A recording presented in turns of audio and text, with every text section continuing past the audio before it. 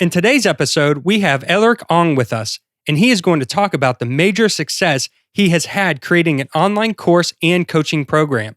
You will also get to hear the marketing strategies he uses for Facebook, why in-person seminars exploded his income exponentially, and how he has been able to adapt his business during the pandemic. And now, on with the show. Welcome to the Online Course Igniter podcast, where you'll hear from successful course creators and how they were able to turn their passion into a thriving online business empire. Hey everyone, thank you for checking out the podcast today. We have Alaric Ong, and we are going to be discussing online courses and Facebook marketing. So thank you for coming on the podcast. How are you doing? Thanks, Jeremy, for having me on this podcast. I'm doing great. I'm all the way from Singapore. Oh, nice. And what's the weather like today over there? The weather, I think it rained in the afternoon, but other than that, it's all good. Very good. It seems to be nice and sunny today over here. So, we just want to hear your story and the success that you've had with online courses and the different things that you're doing. So, why don't you just tell us a little bit of a backstory about how you got into online business and then into online education? Sure. Okay. So before being a coach, I did four other different businesses before.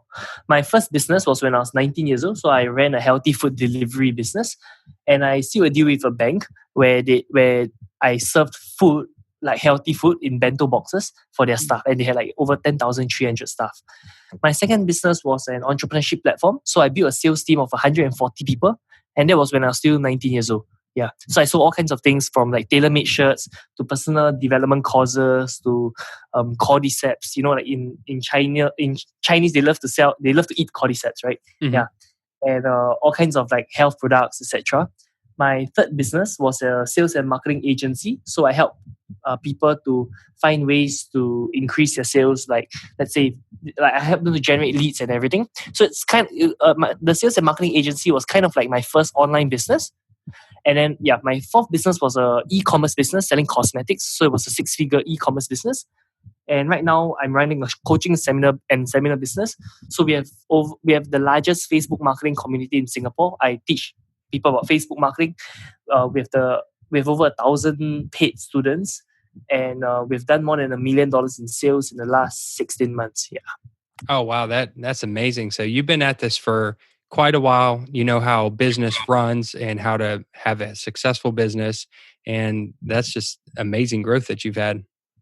Yeah, thank you. Yeah, so I focus a lot on sales, marketing, and branding because I believe that every entrepreneur must learn these 3 skill sets. Like it's one of the most important skill sets to master: marketing, branding, and sales. Yeah. Okay, so we can go through those if you'd like to. Sure. So I mainly do Facebook marketing to get leads. So like for example, for me in my own coaching programs, now when I first started out, I would spend maybe about like $200 to market a seminar and have maybe 10 or 20 people show up for a seminar, and then I will sell maybe a $500 group coaching program, and I'll make maybe about $2,000. So when I first started, I had about 10x or about 5x ROI, return on investment from my Facebook ads. As I started scaling, so I just grew that way, and to the point where I started spending about 30,000 Sing dollars a month on Facebook ads to make about $100,000.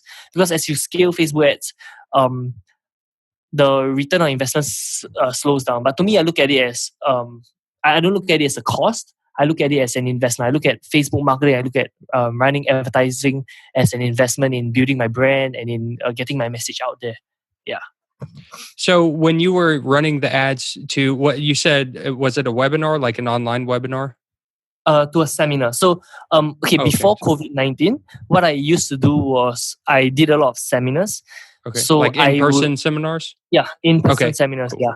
So I would do a free preview where people come for my 3-hour preview, and then at the end of the preview, I'll make an offer.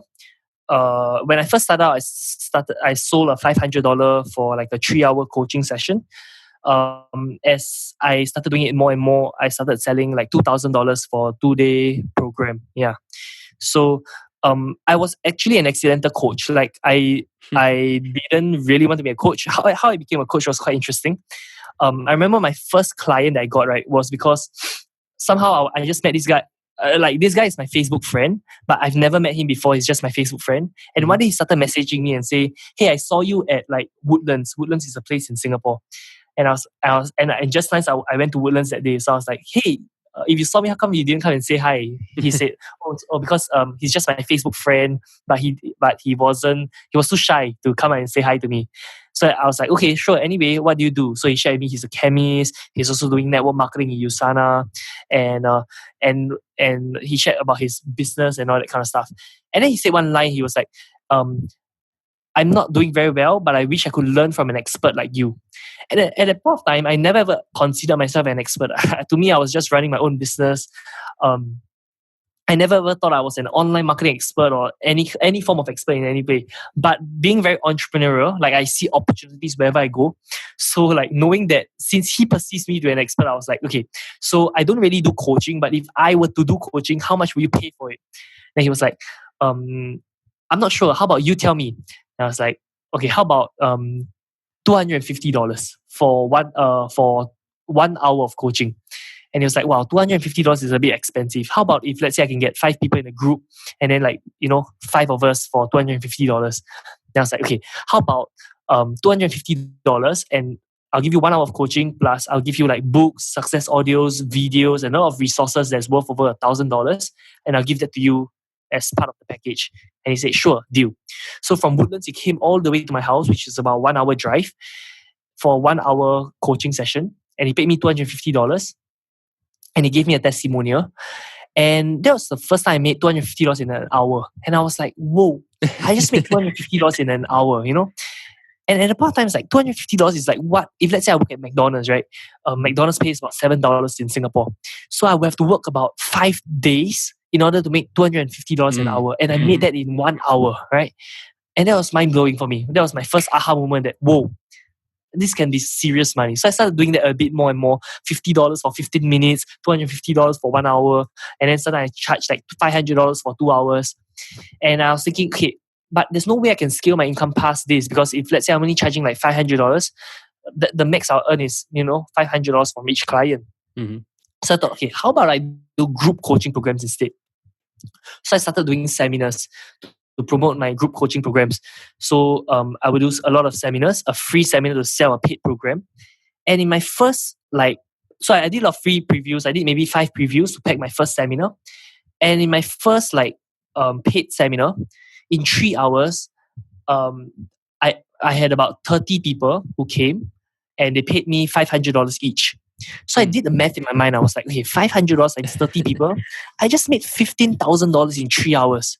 $15,000, what some people take maybe 3 months to make, but but I could make that as a coach in 3 hours, and that was a aha moment for me here. So I kept doing more and more previews, and I started increasing my prices to $2,000 for a 2-day course, because I realized that sometimes 3 hours doesn't create lasting change in an individual. Right. So I did a 2-day course. My first time doing a 2-day course, I had about maybe 10 or 20 people, which wasn't a lot, but still about $20,000 in 2 days. And in my most recent seminar, my most recent webinar, I had about 150 people who came for my 2-day course. So I did the math in my mind. I was like, wow, in 2 days through Zoom, because right now there's a pandemic and I cannot do live events anymore. But through Zoom, through online, I just delivered over a few $100,000 worth of value to people, right? And no one asked for any refunds and everything. So I know that I truly deliver value. And like most of my clients are really killing it, crushing it in terms of doing marketing, in terms of doing sales. But yeah, that was a huge aha moment. I was like, whoa, this is some serious income right there. Like, I mean, how long would I take to make a few $100,000 if, let's say, I was working a job, Right. But to be able to make that in 2 days, of course, the marketing, like the amount of previews I had to do to market everyone to come for these 2 days is a lot. But I think it's pretty worth it. And it's very fulfilling as a coach, especially when you can see lives change. Yeah. Yeah, definitely. That's awesome. That's a great way of going about it because you have just built that up. You found a need that people have, and you've been solving it. So how are you setting it up now? You were doing the live seminars and the previews to your program. How does it look now? With everything going on, are you doing webinars online? You said you were doing coaching through Yeah, Zoom. So when it starts with the Facebook ad, correct? correct. Okay, and So then where's the Facebook ad take them? So a Facebook ad will take them to a landing page for them to register for my webinar. So I do a live webinar. Okay, I got two types of webinars. I have a live webinar that I do every week, and I have an evergreen webinar that they can watch anytime. It's basically just them watching a video, and then they can book a call with one of my students to find out more about my program, and they can sign up. But if they go for my live webinar, I just close on the webinar itself. Normally, every webinar I do, it'll be in 90 minutes, I'll make about 5 figures, about at least 10,000, about $15,000. And okay, so after they enroll, what I'll give them is an online course that they get straight away, an online course that teaches them about Facebook marketing, and then I'll add them into my WhatsApp group where they have my personal number and they can ask me any questions whenever they want inside the WhatsApp group. And then every week I will do a coaching session and I'll announce it inside the WhatsApp group. So I'll do a 2 hour or 3 hour Zoom coaching session, or last time I used to do live coaching sessions like in a classroom. Mm-hmm. So they get the coaching sessions, they get the online course, lifetime access to the online course, they get a WhatsApp group. And the fourth thing I give them is opportunities. So for example, I realized that let's say I teach a lot of people marketing, but some people don't even have a product or service to market. So I give them products and services to market. So for example, I partner with a spa. So I ask them, I give them spa vouchers to market for free, and whatever they sell for, they keep 100% of the profits. So let's say they sell spa vouchers for like, let's say $50, so they'll keep $50. So they can sell it to insurance agents or to people who want to go to spa, etc. Or like I allow them to sell my course and I give them 50% in commissions. So I give them a lot of opportunities which I feel a lot of coaches and courses, they lack this, which is giving opportunities to the students. Because I feel that as much as knowledge is important, as much as skill sets are important, sometimes people just need the right opportunity, the right product to sell with high margins, and they will succeed that way. Yeah. So you believe instead of just giving, say, a course, you can buy this course for $500. You feel like it's important to also have these other opportunities along with the course, so that the students taking the course can utilize those opportunities. Correct. Exactly. Yes. Correct. And those can be in the form of affiliate commissions for your course, or like you said, these vouchers or other ways that they can make money off of taking the course too. Correct, yes. And because I also own a few other businesses, like I own a tuition business. So I ask them to market my tuition business for me and I give them commissions. Or let's say I partner with maybe a health and wellness company that sells like negative ion fine fiber mattresses. They can affiliate for those physical products as well. Yeah. Okay, awesome. So it sounds like you've got a lot going on. My question that I really want to know is, how are you able to maintain these different businesses that you have happening? Because I know, just having one course for someone is a lot of work. How are you doing time management and product management? How are you able to keep all this together? So I only work about 6 hours a week. In terms of my coaching business, I only work about 6 hours a week. So 3 hours will be spent doing a webinar once a week, and then 3 hours doing a coaching session. Yeah. And people can ask me questions in the group chat whenever and I think it's also about setting the culture, right? So like whenever someone asks me a question personally, I'll say ask this in the group chat, because when you ask this question to me, there are probably over the other 1,000 of them probably have the same question that you have, just that they didn't dare to ask it. So if I only answer you, I'm only serving you. But if I answer you in the group chat, everyone learns from your same question.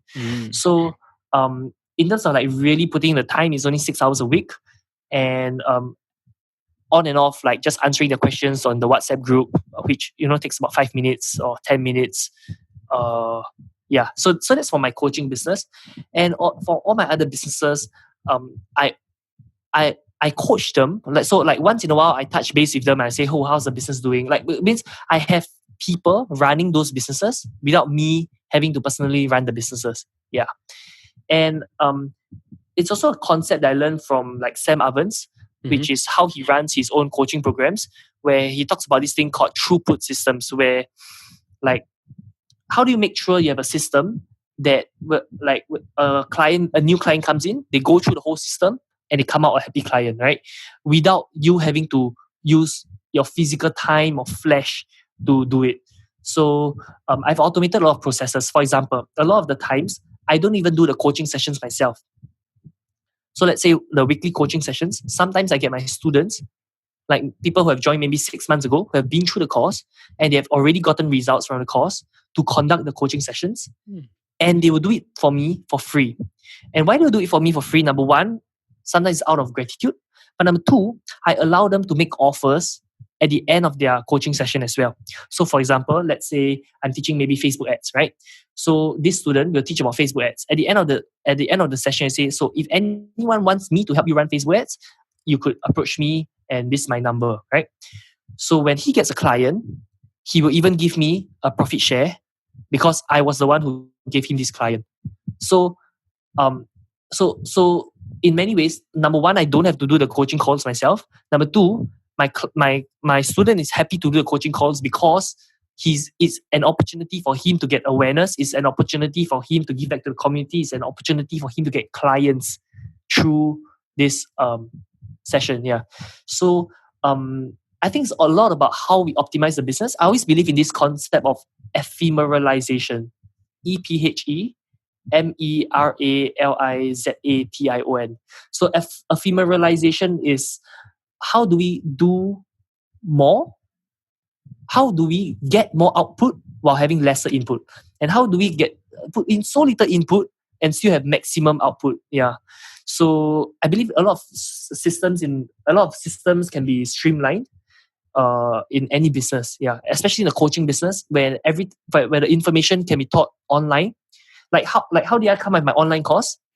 It was this way. Like I asked myself, okay, if I wanted to get a specific result, what are the milestones I need to achieve to be able to achieve this specific result? And what are the skill sets I need to learn in order to achieve this result? So for example, in sales, I would say, okay, in order to get a client, before that I need to get an appointment. Before I get an appointment, before that I need to talk to someone on Facebook to get an appointment. Before I talk to someone on Facebook to get an appointment, I need to get leads from Facebook. So long as I can master these 4 processes, which is getting leads, setting the appointments, and selling during the appointments, I will be able to get a happy client. I'll be able to get a client. Yeah. So I asked myself, what are the skill sets, like the least skill sets I need to know, like the minimum skill sets I need to know in order to achieve these results?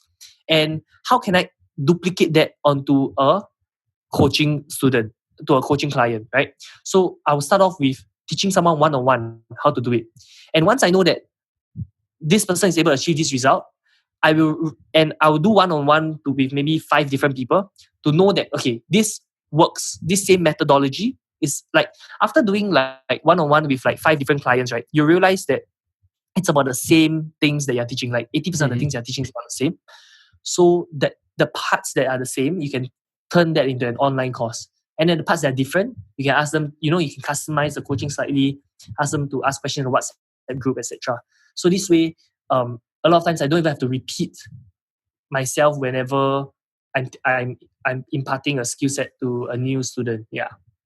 So do you think there comes a point where you would just put everything into a course and not do the coaching because you can answer all those questions? Or do you think that always having a coaching program is vital to the success?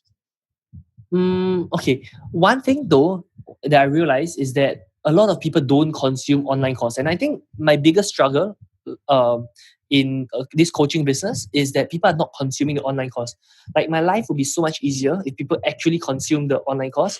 But studies show that like 70% of people don't actually, and this is something I heard from one of Tony Robbins' courses or something, that 70% of people don't even watch past the first video of an online course. 70%, like, and I'm guilty of that myself. I bought so many Udemy courses, right, that I've never even opened before. I have signed up for so many webinars that I've never watched before, and sometimes it also, like, I get very confused. Like, why would someone pay for a course and not consume it? But I realize that sometimes I'm guilty of that myself. Yeah. So so as much as the online course alone, like the content in the online course is enough to deliver a result, I realize that people still need, like, some people just like live interaction. They just need the attention. And I realized one thing that coaches give that is intangible, but at the same time the most valuable, is not content, it is hope. When a coach believes in a student, when a coach gives them hope, when a coach gives them the courage to believe in themselves, I think that's what is the thing that really creates change in people. Yeah. So a lot of times I don't just aim to give them the skill sets, I aim to inspire them, to let them know that this is possible, because it has worked again and again across different clients, across different industries. Yeah. Yeah, that is very powerful. And I've seen that myself just coaching and consulting with others is sometimes it's just the hope and the motivation that a person needs. They can figure out the technical stuff on their own. They just want to know that they can do it. Exactly. Hello, course creators. Are you struggling with marketing and selling your online course? If so, then head over to our free community where successful course creators are ready to help you create, market, and sell your expertise. Go to onlinecourseigniter.com/community now to join. That's onlinecourseigniter.com/community. So I know that some people listening to this podcast might only have a course. Would you recommend adding coaching to their course? If say they only just had a course that they were teaching, would you recommend adding coaching to that? Yes, I definitely recommend adding coaching to that, because if people don't consume their course, which is the statistic in the world somehow, right? After a while, when people don't get enough results, it will go back to them. Like the backlash will go back to them. So I always recommend having a coaching program. And like, for example, a lot of times, right? Let's say when I do my coaching sessions, it is actually just me playing the videos in the online course, which is really absurd. Like, why would they want to watch me live to play a video, or to watch me play a video of their online course?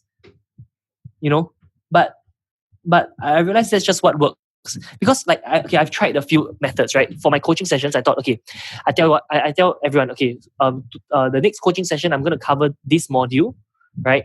And before you come for the coaching session, I want everyone to watch this module before coming for the coaching session. Guess what? 50% of people, they never ever watched that module. So Right. when they come for the coaching session, they're completely lost. So I realized a method and then I've tried doing a coaching session where I say, okay, this coaching session I'm just only going to do Q&A, because you all already have the online course, which you all can watch it anytime you all want, right? And you can replay the videos anytime you want. So there's no point for me to go through the content in the online course. I'm just going to do Q&A. But when I do the Q&A, there's no questions, because people have not even watched the online course. They don't know what to ask. Or if they wanted to ask something, they would have asked in the WhatsApp group already. So I realized the method that works the best is to do the coaching sessions. Let's say it's a 3-hour coaching session. So the first 1.5 hours, I will use it to just play the videos in the online course. Okay.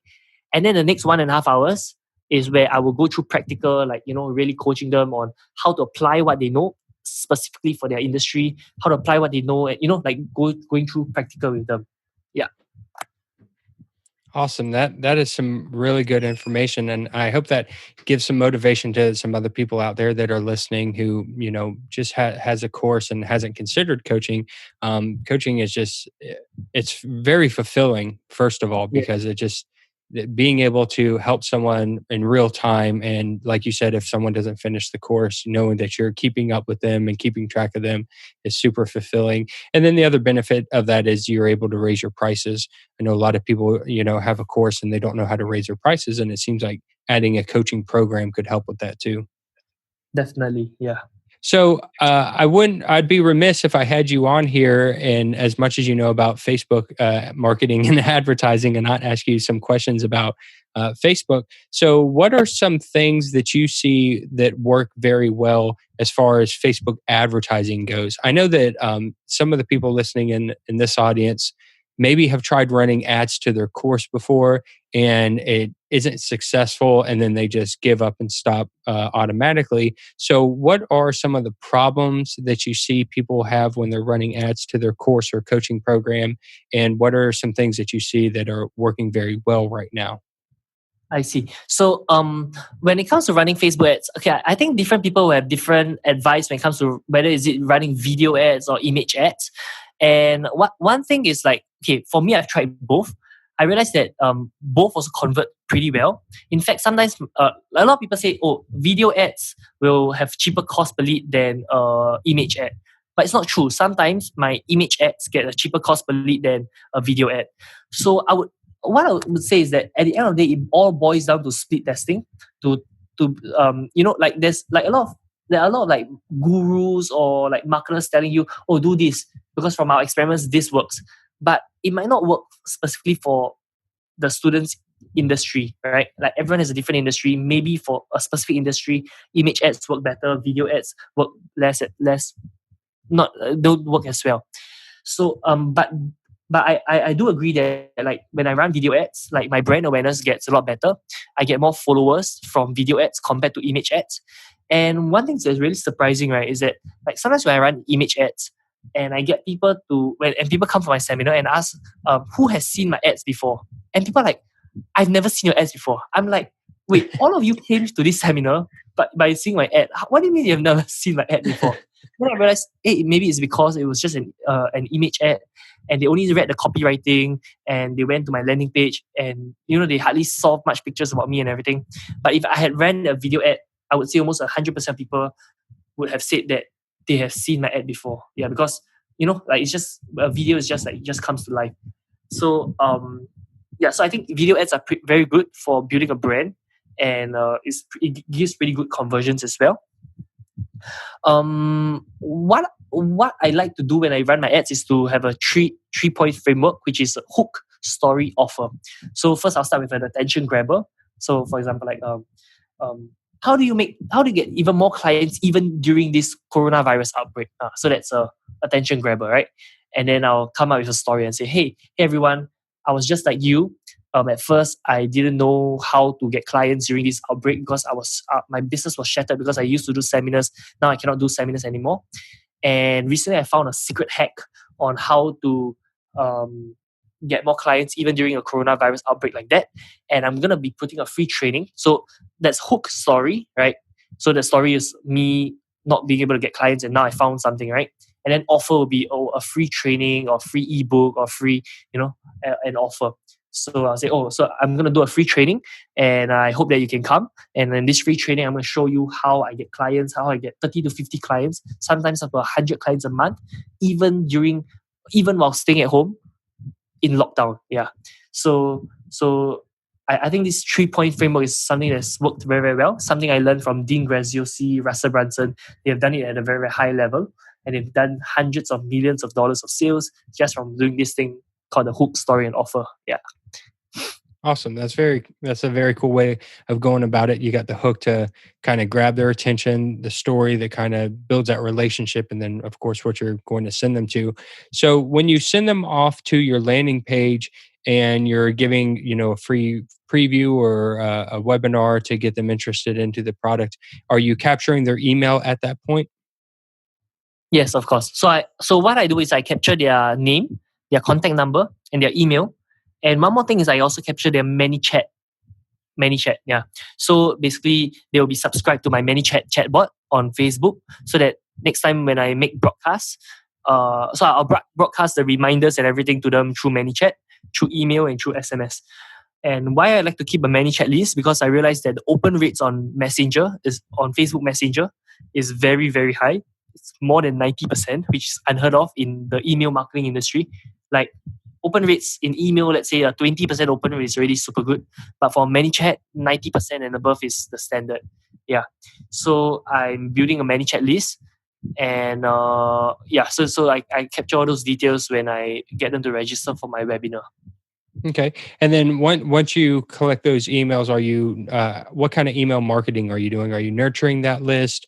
Are you promoting in those emails, or are you just keeping in contact with them? How do you use that list? Okay, right now what I do is I will actually take the list and market different. I will do a bit of affiliate marketing. So I have a network of coaches in Singapore that I network with. So I will ask this list that I have to go for their free webinars. And if they sign up, then those coaches will give me a 50% revenue share normally. Yeah. So it's just extra pocket money that can cover my ads cost, like that can pay for more ads to acquire even more customers. Because the business that acquires the most, the business that spends the most to acquire a customer wins. Yeah, the business that can spend the most to acquire a customer wins. So by having different offers in the back, um, I'm able to spend more money on advertising to acquire more customers. But one thing I realized is that my hottest list are the buyers. Those people that buy and purchase my course, the thousands of paid students that I have, those are my hottest list. Like at every coaching session I do, 100 of them will show up, right? I can market any webinar and 100 of them will show up. And most of the times, like I would say 80% of the sales that I do when I market and when I do affiliate marketing to market another coach, 80% of students, 80% of the sales comes from people who are already my students. Okay, Yeah. nice. So it's important to build that list to make those relationships so that you can continue to offer new products and new services in the future. So let's take it back to someone who's listening right now who maybe they've tried some online businesses or different businesses, nothing's working. They've heard about courses and coaching, but they haven't gotten started. What would be your way of telling them how to get started or something that they can do today to start working on that goal?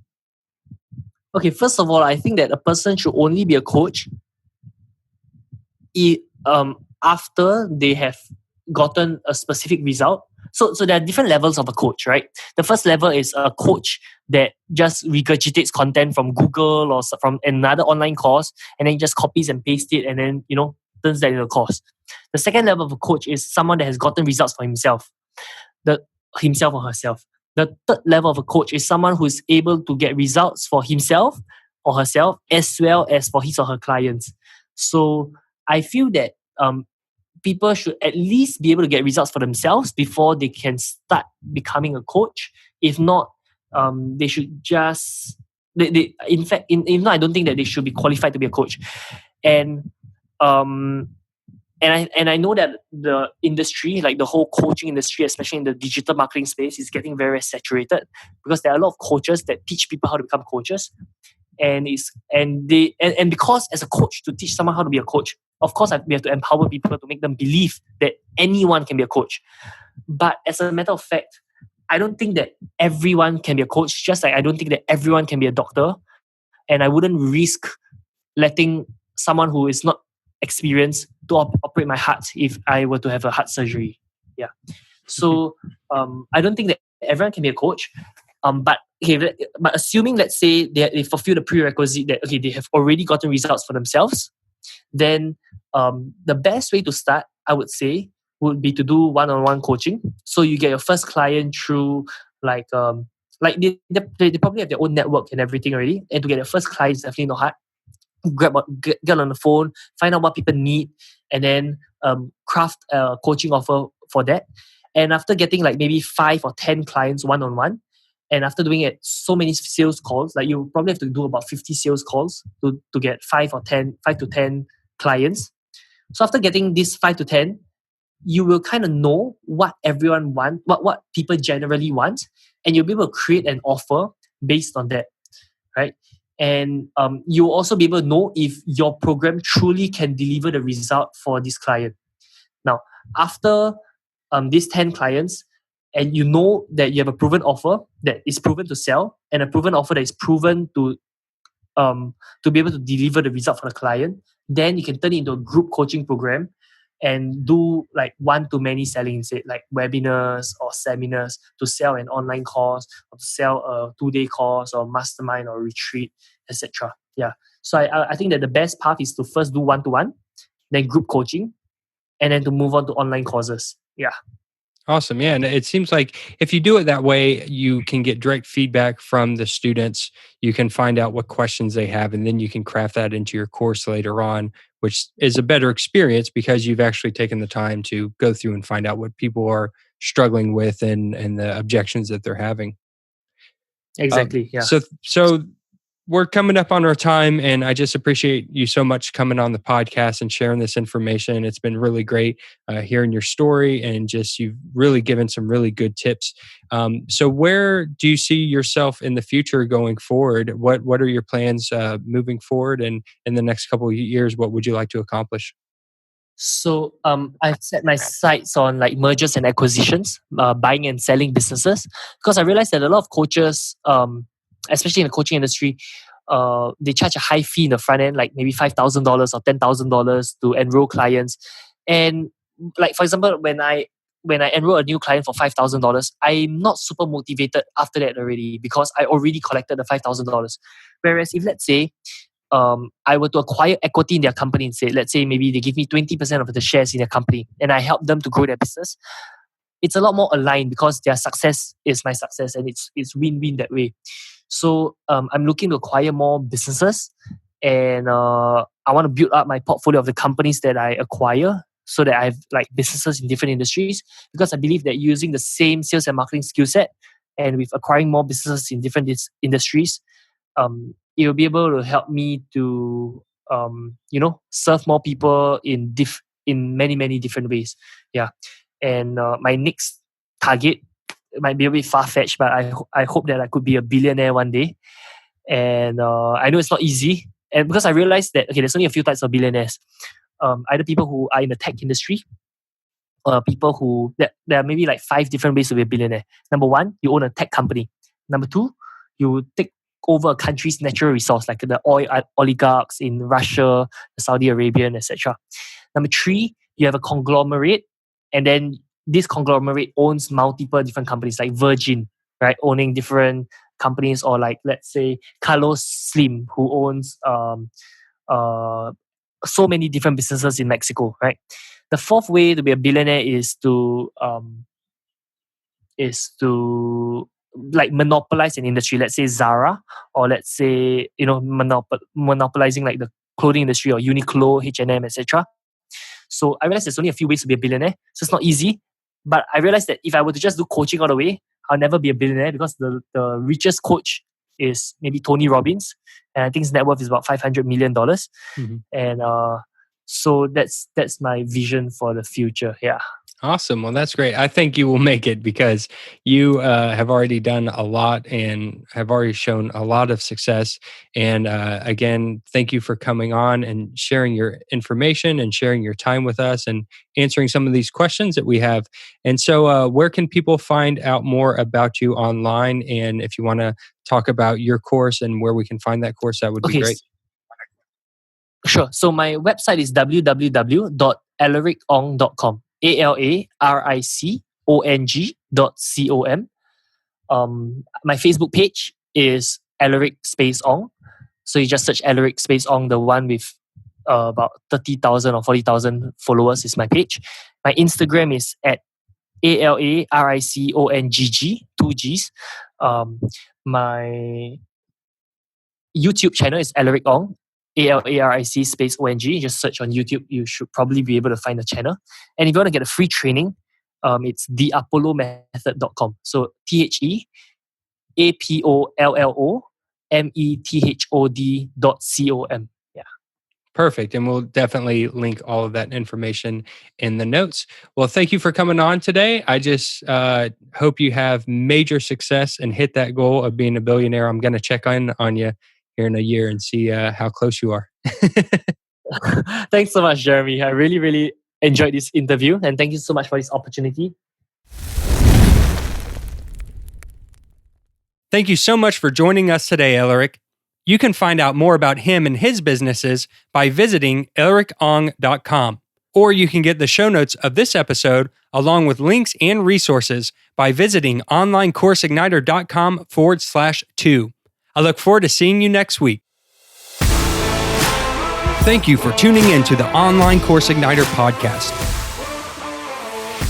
Make sure you subscribe wherever you're listening so that you don't miss an episode. If you would like to learn more marketing strategies and how to sell your online course, then also check out our free community where we share tips, tricks, and tutorials at onlinecourseigniter.com/community.